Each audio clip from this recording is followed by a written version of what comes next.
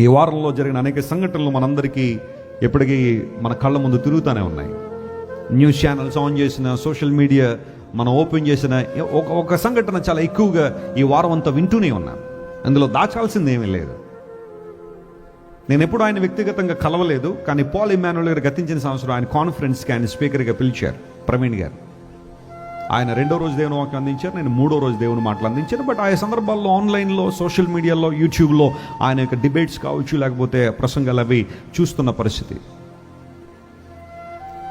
ఆ రోజు నేను స్టూడియోకి వెళ్ళాల్సిన సమయం అది. మన టీం మెంబర్స్ ఎవరో మెసేజ్ పంపించారు, దిస్ ఈజ్ వాట్ హ్యాపెండ్.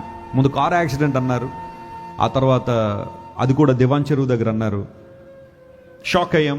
వెంటనే బ్లెస్సీ వెస్లీ గారు, నేను బ్లెస్సీ గారు ఏమో వినుకొండ వెళ్ళడానికి ప్రిపేర్ అవుతున్నారు మీటింగ్ కోసం, సుమారుగా 5 గంటల జర్నీ ఇక్కడ నుంచి. బట్ వెంటనే మా పనులన్నీ ప్రక్కన పెట్టి పరిగెత్తుని వెళ్ళాం హాస్పిటల్కి. అప్పుడే తీసుకొచ్చారు బాడీ. చూసిన తర్వాత చాలా బాధ అనిపించింది. వెంటనే బ్లెస్సీ గారు వారి వైఫ్కి ఫోన్ చేసి, జెసికా గారికి ఫోన్ చేసి మాట్లాడారు, పరిస్థితి అంతా ఇలా ఉందని. అక్కడ నుంచి మెల్లమెల్లగా కొంతమంది రావడం ప్రారంభించారు. Is well known speaker to everyone. ఆ తర్వాత జరిగిన పరిస్థితులను మీకు తెలుసు. అది యాక్సిడెంట్ అని కొంతమంది, లేదు మర్డర్ అని కొంతమంది, ఇలాంటివన్నీ రకరకాల పరిస్థితులన్నీ వచ్చాయి. ఏదేమన్నప్పటికీ కూడా మన చర్చ్లో కొంతమంది పోలీస్ డిపార్ట్మెంట్ ఉన్నారు, ఫోన్ చేశాను, అప్పటికే పోలీసులు కొంతమంది వచ్చారు. అయ్యా మరి మాకైతే అనుమానాలు ఉన్నాయి, ఏం జరిగిందో తెలియదు, కానీ మీరు ట్రాన్స్పరెంట్గా ఇన్వెస్టిగేషన్ చేయండి అని వారు రిక్వెస్ట్ చేయడం జరిగింది. ఆ తర్వాత ఇంకా చాలామంది వచ్చారు, మీడియా వాళ్ళు వచ్చారు, ఇంకా జరిగిందంతా మీకు తెలుసు. అయితే ఆ రోజు పోస్ట్ మార్టం నిర్వహించిన తర్వాత బాడీని హైదరాబాద్ తీసుకెళ్ళిన తర్వాత మరుసటి రోజు అక్కడ చర్చ్లో అందరికి అందుబాటులో ఉంచిన తర్వాత something very impressive happen they. ఆయన వైఫ్ రావడం, జెసికా గారు వచ్చి ఆమె ఒక మాట, we don't want revenge, we don't want to take revenge on anybody. అక్కడ పరిస్థితి ఏంటో మనకు కూడా తెలియదు, ఏం జరిగిందో అర్థం కాదు, కానీ ఎందుకు ఆమె పరిశుద్ధాత్మ ప్రేరేపణతో బహుశా మాట్లాడి ఉన్నారని నేను అనుకుంటున్నాను. ప్రతీకారం అనేది మన దగ్గర లేదు, క్షమిద్దాం, తప్పనిసరి క్షమిద్దాం. Let us preach the kingdom of God.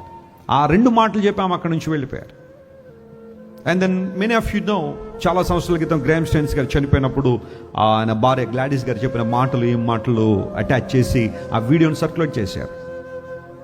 చట్టం తన పని తను చేసుకెళ్ళిపోదు ఖచ్చితంగా. ఒకవేళ ఆ విషయంలో అది అందరూ అనుకున్నట్టుగా ప్లాన్ మర్డర్ అని చాలామంది భావిస్తున్నారు. ఎన్నో స్పెక్యులేషన్స్ ఉన్నాయి, ఎన్నో రకాలైన పరిస్థితులు, అనుమానాలు ఎప్పటికీ ఉన్నాయి. నిన్న కూడా పోలీసు వారు ప్రెస్ మీట్ పెట్టినప్పటికీ సాటిస్ఫాక్టరీగా లేదని చాలామంది అంటూ ఉన్నారు. ఏం జరిగిందో కొన్ని రోజుల్లో బయటికి ఖచ్చితంగా రావాలి, వస్తుంది కూడా. అయితే ఈ లోపల ఆమె దేవుని ప్రేమను ప్రకటించాలా. ప్రపంచం అంతా చూస్తుంది, ఆమె ఏం మాట్లాడుతుందా, ఆమె ఏం చెబుతుందని ఆలోచన చేస్తుంటే she was talking about God's forgiveness and God's love. Something amazing. మానవ ఊహకు మించిన, మానవ యొక్క ఆలోచనలకు మించిన అనుభవాలు. 46 సంవత్సరాల భర్తను కోల్పోవడం అనేది చిన్న విషయం అయితే కాదు. ఆ కుమార్తెను రేపు నెలలో అమెరికా తీసుకెళ్ళడం ఆయనకు ఉద్దేశం. ఇంటర్మీడియట్ చదువుకుంది, అక్కడ నుంచి ఫర్దర్ స్టడీస్కి అమెరికాలో తీసుకెళ్లాలని ఆలోచన. కానీ అన్ని ప్లాన్స్ అన్ని షాటర్ అయిపోయినప్పుడు, భవిష్యత్తు అంత అంధకారం అయినప్పుడు, ఆ సమయంలో మాట్లాడడానికి ఎవరు సాహసించరేమో, కానీ she spoke very well and presented Christ to the world.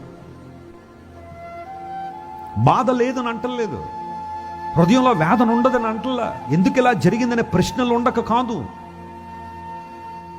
Especially ఇలాంటి సంఘటనలు జరుగుతున్నప్పుడు ప్రతి ఒక్కరికి ఈ ప్రశ్నలు ఉంటాయి. వై ఎందుకు ఇలా జరిగింది, ఇలా జరగకుండా ఉంటే బాగుండేది కదా, దేవుడు ఎందుకు అలౌ చేశాడు అనే కొన్ని ప్రశ్నలు మనకు రావచ్చేమో. కానీ sometimes we don't comprehend God's plans completely.